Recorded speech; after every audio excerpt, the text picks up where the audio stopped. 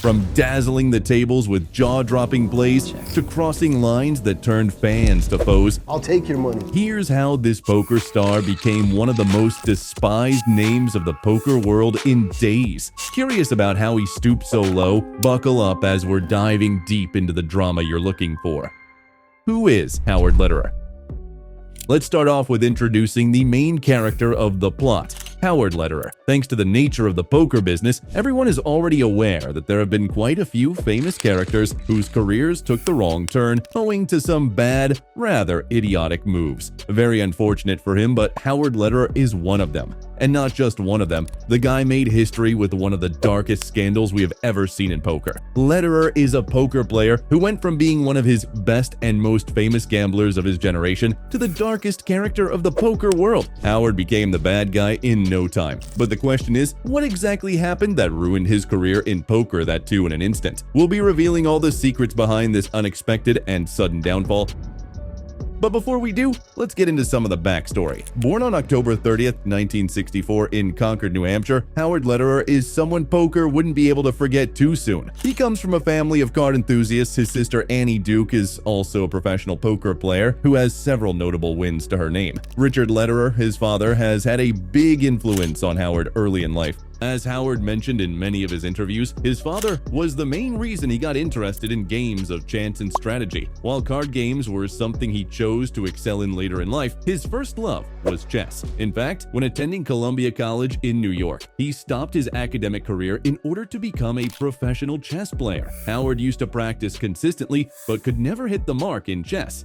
As he was trying to become a pro chess player, he searched for the best opponents to sharpen his skill, and during one of the visits to the local chess club, he stumbled upon the famous Mayfair Poker Club in New York. That was the day he decided to play poker out of curiosity and instantly fell in love with the game. So he went on to pursue it as a way to make a living. Safe to say that Howard Lederer's chess rating could never have matched that of his poker career level. Mayfair Club was one of the biggest reasons why Lederer could quickly rise in the poker world. At the time, the Mayfair Poker Club had a reputation for being the training ground for some of the best poker players in the world. Stu Ungar, Eric Seidel, and Dan Harrington are just some of the names that regularly played in the Mayfair poker games and became celebrity players. Howard had the golden chance of playing with them in his early days of practice to master the game. Before becoming infamous, Lederer had quite a few achievements on the poker scene, and thanks to his looks and analytical style of play, he earned himself the title of the Professor. Howard Lederer was known for playing with seasoned pros almost twice his age and older,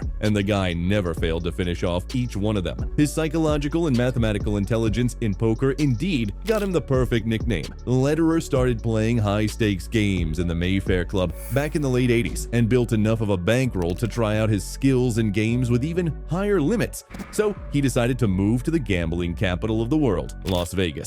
In the early 90s, Howard was already playing the highest buy-in cash games and poker tournaments, aiming to build a strong reputation as one of the best poker players in the city, although he was considered a cash game player. Between 1993 and 1999, primarily, he made the final table in 8 World Series of Poker events. The Professor's biggest poker achievements only come after 2000. Lederer literally became a household name during his so-called golden era. He won his first bracelet in 2000 after beating the field in the $5,000 limit Omaha high-low event and earned $198,000. He didn't have to wait long for his second WSOP silverware, as he won the $5,000 deuce to 7 draw event the following year and took home $165,870. His other notable tournament achievements include winning the World Poker Finals event in 2002 for $345,400, the Party Poker Million event in 2003 for $263,850, and the Aussie Millions High Roller event later in 2008 for $1,250,000. Although his last live poker tournament cash was more than a decade ago, as of 2022,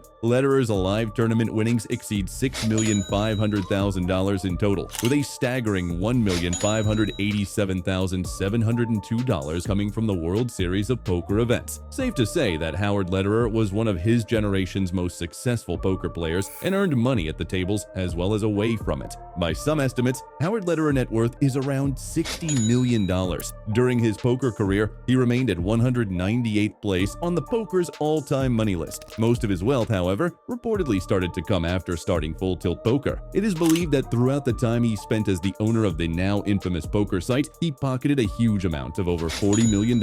His other sources of wealth include winnings from cash games as well as sponsorship deals. But sadly, all of this matters very little today, as his reputation was completely destroyed in one of the biggest poker scandals ever seen. In case you're wondering by now what Full Tilt Poker is, that's the major turning point in Howard's shining poker career. Stay with us as we give you the dramatic details, because that's where the real twists in Howard's life come in. You don't want to miss what's coming up next. Howard Lederer, the Full Tilt Poker Scandal.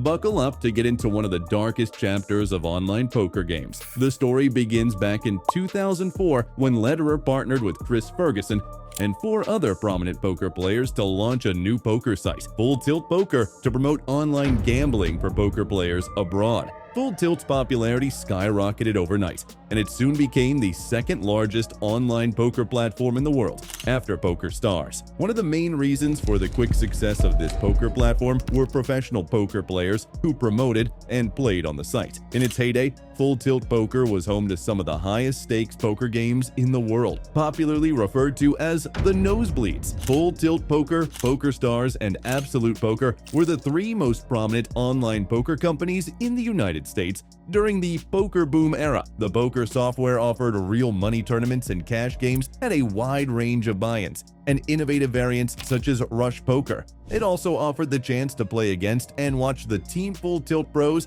battle at the highest stakes of No Limit Texas Hold'em and Pot Limit Omaha cash games.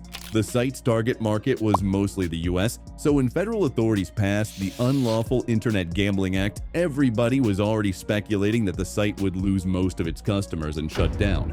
This gambling act basically prevented financial institutions in the US from processing gambling payments. However, Full Tilt Poker chose to ignore the act and still continued to operate in the gray zone for another 5 years, until April 15, 2011 happened, the day we call the Black Friday for the poker world. On this day, the US Department of Justice seized the web domains of the 3 biggest poker rooms in the United States: Full Tilt Poker, PokerStars, and Absolute Poker. Since online gambling had been declared illegal in the United States, millions of players in the US lost access to their poker accounts because of this, causing a major outrage in the community. In an attempt to handle the unfortunate situation, the management of Full Tilt Poker even quickly assured players that they would be paid out the money in their accounts. But the story took yet another ugly turn. The so-called responsible owners of the firm were not even sure if they could make the refunds, and it was just an attempt to water the fire. PokerStars, on the other hand, made an amazing and swift comeback,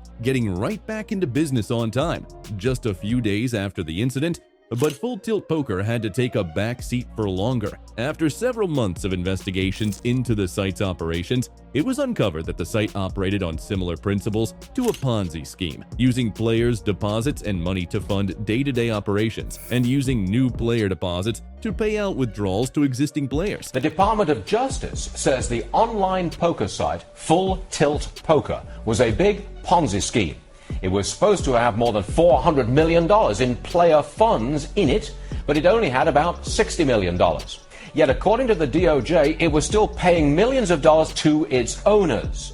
The investigation simply meant that Howard Lederer, along with one of his associates, Ray Bitar, did not have enough money to pay out players in a scenario where massive withdrawals would take place. The shocking news took the poker world by storm in no time. Poker fans couldn't believe how big names like Howard Lederer or Daniel Ferguson could be involved in such a heinous scandal. People quickly turned towards their so-called poker hero more. Highly disappointed in Lederer, poker players felt rather betrayed by someone of their own. Many amazing poker players, and it was the very reason he got into the world world of poker. During this time, he was specifically introduced to Texas Hold'em, the game that was rapidly taking over the modern poker world. For his involvement in the full tilt poker operations, Howard Lederer was charged with civil forfeiture claims for illegal gambling of business proceeds, conspiracy to commit wire and bank fraud, and conspiracy to commit money laundering. It was further revealed that the Full Tilt management defrauded players out of $330 million during the time they were operating, while the owners earned $450 million during the same period. Lederer continued to deny the whole time that he had been involved in any sort of wrongdoing to the poker community. After the legal proceedings and investigations were over, he also managed to settle down in a deal with the authorities that said that he had to give up only around $2,500,000 in assets against the $42,500,000 earning he made through the platform as a co-owner. The news of this settlement enraged the poker community, as many players had lost their whole bankrolls, and Lederer still walked out of the Full Tilt poker scandal $40 million richer. As a last effort to make peace with the poker community, the professor issued a statement regarding the whole incident in 2016. However, it was not well accepted in poker circles, as most players thought he was trying to blame other people involved in the scandal. Stay tuned as we now reveal the turn of events as Poker Stars took the lead in the situation. Poker Stars acquires Full Tilt Poker. In 2012, the Rational Group, the parent company of PokerStars, reached an agreement to finally acquire Full Tilt Poker under its name. As part of the agreement, PokerStars guaranteed a rightful refund to all the players who had to lose their money through Full Tilt, announcing to give off $547 million to the U.S. government to give back money to all the non-U.S. Full Tilt poker players in return of the databases and assets of the firm. Members of this group would play poker all evening, then head to the bar and drink while discussing the evening's games and improved tactics. He was playing in larger stakes games by the end of the 1980s, having outgrown the games where he had previously played regularly. At this point, he relocated to Las Vegas in search of higher stakes. Fans were rejoiced as their bank balances were finally going to be restored, and the site will again open for poker players outside the US. So, very unexpectedly, Full Tilt was given a new lifeline from its #1 competitor, PokerStars, as the platform started to negotiate paybacks to players in a slow and very long process. The paybacks started in April 2014, where hopeless players began to receive the money they had lost. A legal administration, the Garden City Group, began to send a round of payments every month till they finished the last one in the month of October 2016. A total of $114 million were paid over 2 years, an amount still quite less than the $160 million amount that was owed to the Full Tilt poker players. Full Tilt's online poker room was relaunched under PokerStars management as a standalone project by November 2012, and in May 2016, it was merged with the PokerStars poker client. Now, it operates as a skin of the PokerStars software, with player pools merged between the two skins. As for the professor, after years of hiding behind the curtains, Lederer finally broke silence by setting up a detailed interview where he talked about the events that led to the tragic loss of Full Tilt Poker. But things didn't go as he had expected after the interview. Howard failed to win any friends or supporters by his attempt of clearing the air. Curious to know how the poker community treated him afterwards? Stay tuned for the exciting events coming up next. Did fans welcome the professor?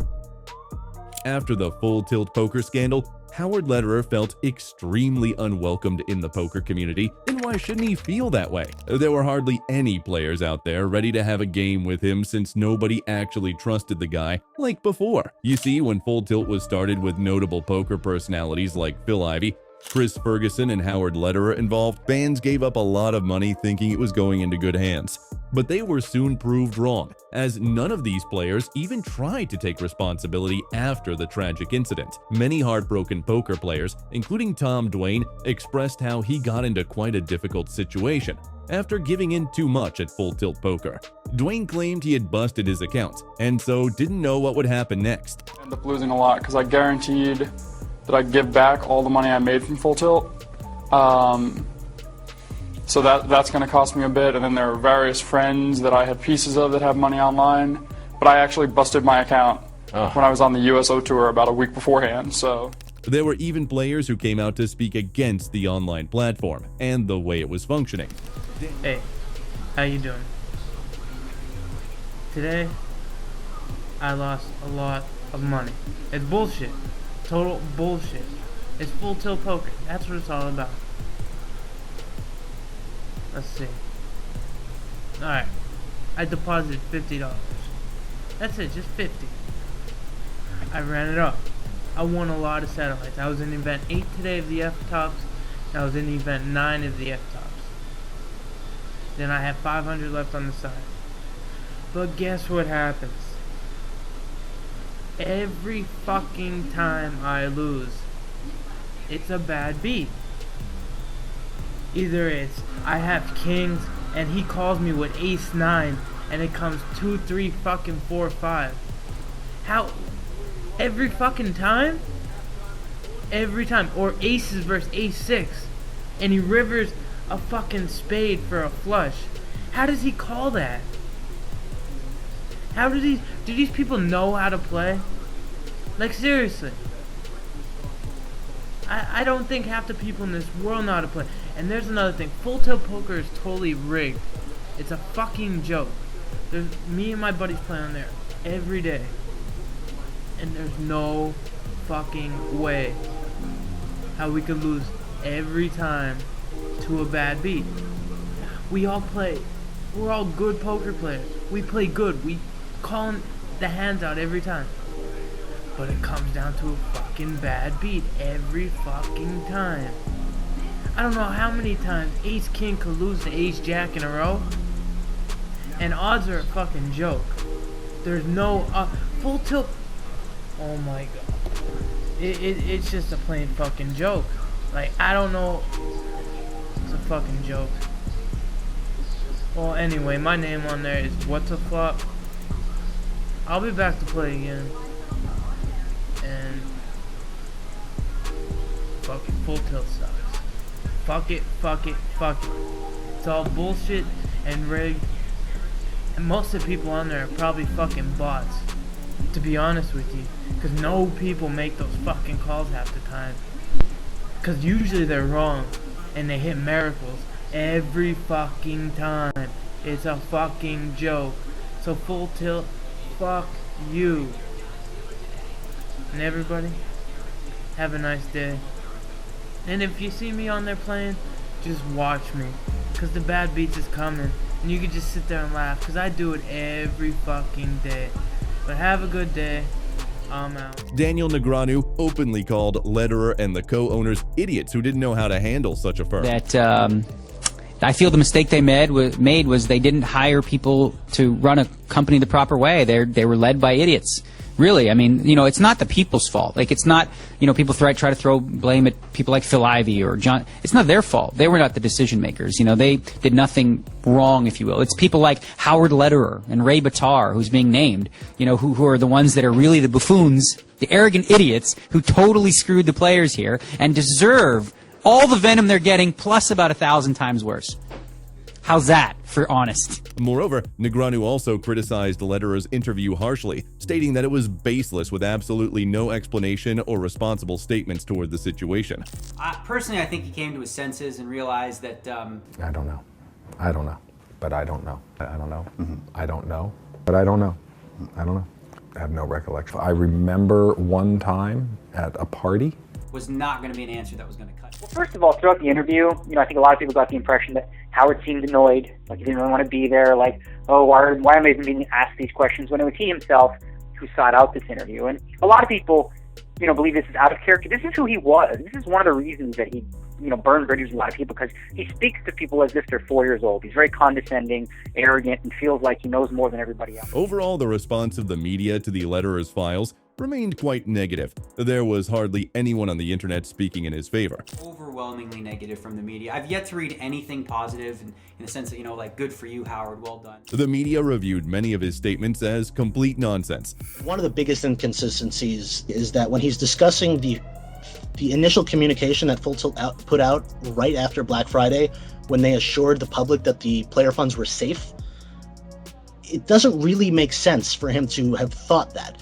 One of the real key quotes of the entire interview to me is that at that time, he didn't know it wasn't a true statement. I had no idea on April 15th that was not a true statement. I don't think that can possibly be accurate because according to his own story, he knew about the backlog on April 7th. On the night of the 7th, I was at Ray's house, and he told me that there was A 9-figure backlog. If you hear about a 9-figure backlog on April 7th, and then April 15th happens, which is Black Friday, and then a couple of days later, your company puts out a statement where you assure players that the funds are safe, how could you possibly say that you didn't have any, awareness of the fact that that might not be a true statement? Also, famous poker blogger Bill Rennie continued to criticize Howard and his ways to make it up to the poker community. I think that Howard's entire motivation for the interview was to repair his public image. Having spoken with him on a few occasions, he really does see himself as somebody who's played a big role in the history of poker.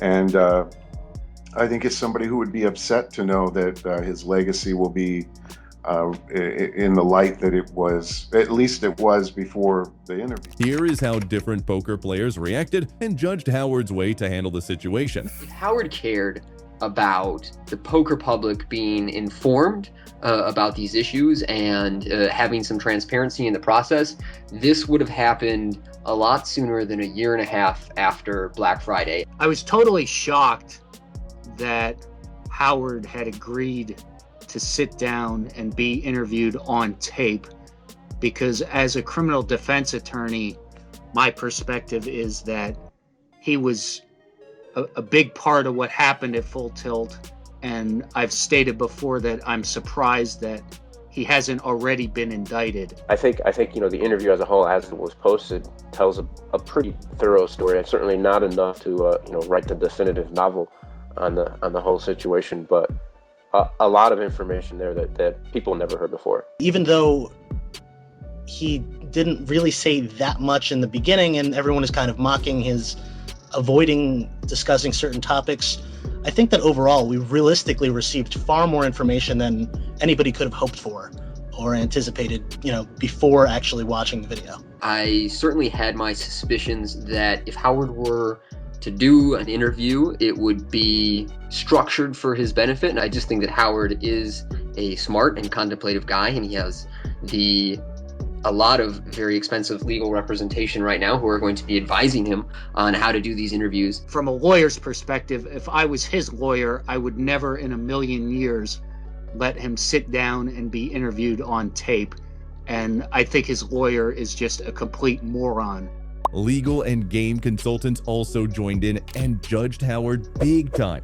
Howard's high opinion of himself was his downfall on behalf of his customers, because he proved that he really didn't know anything about how to run a business safely. One of the things that was definitely highlighted was how mind-bogglingly unprofessional Full Tilt seems to have been run. I've hailed Full Tilt Poker in the past in my blog and in my consulting work for being seemingly very professional about how they went about things, and it's today I'm just like, who are the smart people that managed to make up for all this, stupendous.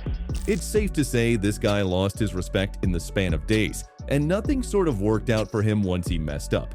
So, how did Lederer respond to this severe backlash? Stay with us as we are talking about that next. Return to the live poker scene. Where is he today? The poker professor went completely silent and vanished after how fans were reacting to the Full Tilt poker situation. Maybe it was an act to redeem himself, as very unexpectedly, Howard decided to make his big comeback after 5 straight years with 0 updates. Nobody knows what he had been up to for such a huge gap that came in between. In 2016, Lederer emerged back to the scene after issuing yet another online apology letter to the poker community, in which he wrote, In his apology he wrote, I take full responsibility for Full Tilt's failure to protect player deposits leading up to Black Friday. The shortfall in player deposits should never have happened. I should have provided better oversight or made sure that responsible others provided that oversight. He then came back into the public eye without waiting for people to accept him the way they used to. Along with Chris Ferguson, another co-owner of Full Tilt that was involved in the scandal, Howard Lederer made an appearance at the 2016 World Series of Poker. But unlike Ferguson, who won the 2017 WSOP Player of the Year award, Lederer did not have any notable tournament scores. Now, it's hard to tell whether he was just not in the zone or had the public backlash really taken a toll on him. What do you think? Let us know in the comment section below. Let's just hit the pause button for Lederer and move on to another notable name in the Full Tilt scandal, Chris Ferguson. Rumors have it that most of the funds from the players were mismanaged and mishandled by this guy, as he was the co-founder of the massive online poker platform. Though Howard remained pretty vocal about the situation throughout and even gave a public apology, we didn't hear much from Ferguson. He chose to stay silent over the controversy completely, even when everyone knew how equally involved he was. The return of Full Tilt owners to the live poker scene was met with a barrage of negative comments, where people were quick to mention how many poker players that lost money on Full Tilt couldn't afford to pay high buy-in tournaments, while Lederer and Ferguson have no trouble buying into the higher stakes events with stolen money. After an unsuccessful return to poker in 2016, Lederer dropped out from the public eye once again, while Chris Ferguson continues to play live poker tournaments till date, making Lederer feel like the only bad guy. Don't forget to hit the thumbs up for this video and subscribe to the channel for more fun videos on poker. We'll be back with the next video really soon. Thanks for watching.